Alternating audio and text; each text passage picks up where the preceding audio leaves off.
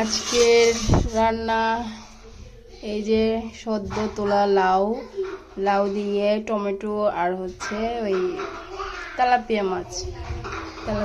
আমার এই লাউ সদ্য তোলা লাউ, জাংলার লাউ অনেক ভালো লাগে। তারপরে হচ্ছে এই যে রুটি বানাইলাম। এখন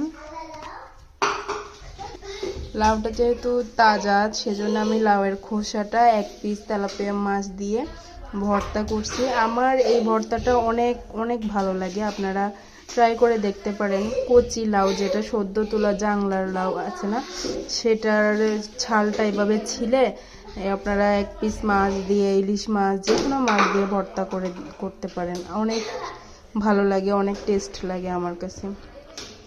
আমাদের বাসার সামনে একটা আঙ্কেল লাউ চাষ করছে, তো আমি অনেক দিন ধরে ওনাকে বলে রাখছি যে আমার